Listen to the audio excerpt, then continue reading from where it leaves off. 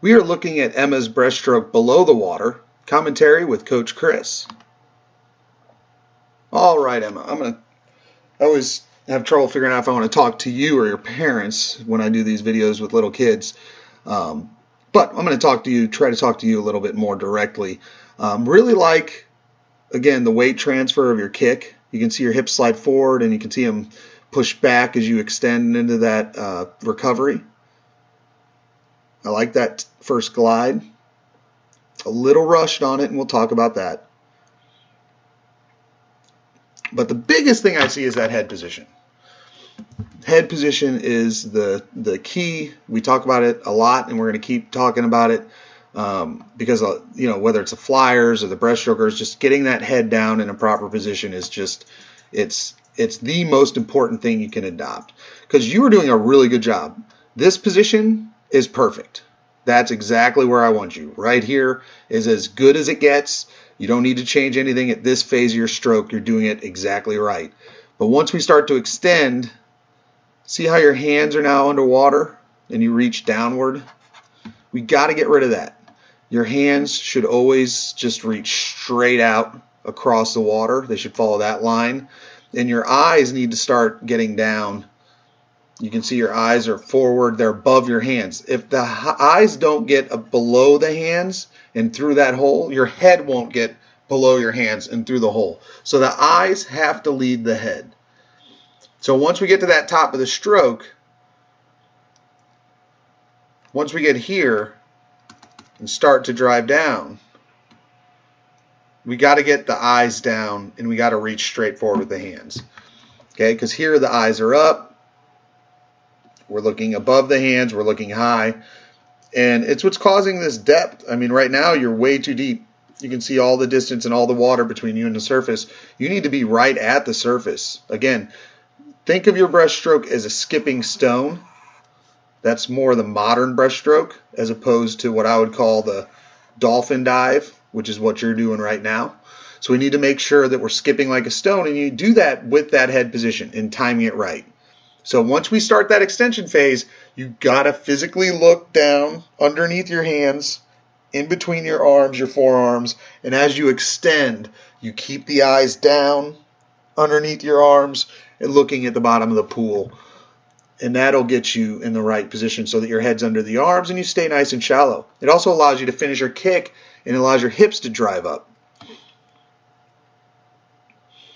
But we can see right here, the head's just way too high, and you're not going to get as much out of your kick as you could.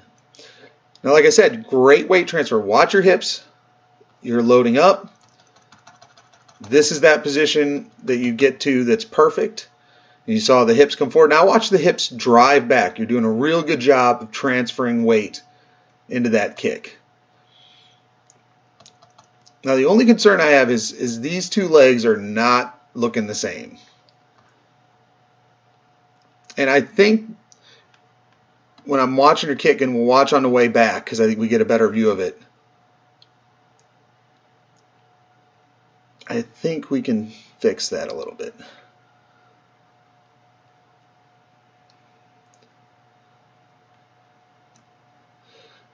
Now here's why you're getting so high in the water on that turn. See how you're bending your elbows as you come into the wall? Keep your arms straight and keep your distance from the wall. There should be a window about an arm's length of water that you can slide your feet into, and you do that by hitting the wall and pushing back against the wall as you land and keeping that window open. If you let your arms collapse and your elbows bend and you let your body close into the window, then you either have to go up to get the feet to the wall or you have to push back out. Either way is going to slow you down because you've closed the window and you have to reopen it. And here you can see you go up real high in the water.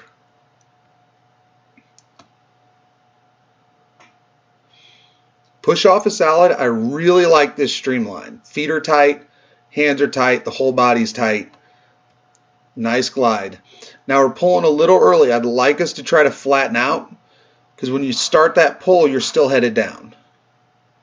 Now you're going to try to use the pull to change directions to go up.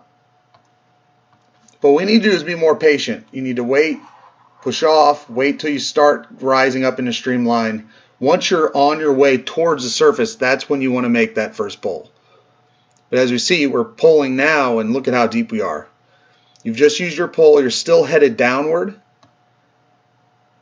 Now you're going to sweep, kick, and you've now done everything you can to get to the surface, and you're 2 feet, 2.5 feet underwater. And this is what happens when you mistime that first pull. You have to wait till you're coming up on the rise and be more patient with it. And this is a very common mistake for this age range. Look at, you've raised your head up real high, so we're just losing energy. We're not streamlined at all. And the reason you're raising your head up high is because it's the only movement you can make to help direct yourself upward. You have to lift the eyes, you have to lift the head, because you got to figure out some way to get up through all this water. And you can even see the hands are starting to plane up towards the surface. So all this stuff is putting on the brakes and slowing you down as you approach. And it's going to change the angle of your breakout, because you're coming straight up on that breakout, which means that first stroke isn't going to be forward, because what goes up must come down. So instead of having a lot of forward momentum, we're just going to have a lot of up and down momentum. And now you're going to start swimming basically from a standstill and get back into your stroke.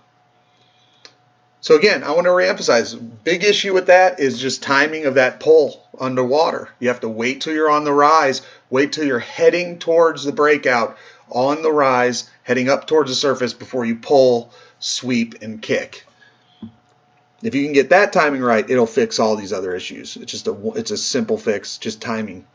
So let's look at that foot. The last thing we can look at is this foot and see what's going on. So you're bringing the feet up and getting a solid turn. Just kicking a little too far out. I think the difference in the feet is if you're rushing your kick, one of the feet doesn't get as far out as the other one. That's why it appears lopsided. Just focus on keeping it tighter. This is why we do a lot of the dolphin kick with the breaststroke pull drill. I want you guys to get thinking more of this kick is forward and back. So go up here, load the kick, turn the feet to the side, and then just push straight back, almost like a dolphin kick. And right now you can see you're still kind of trying, you almost have a hybrid blend. You're trying to do a straight back push but bring the feet out wide.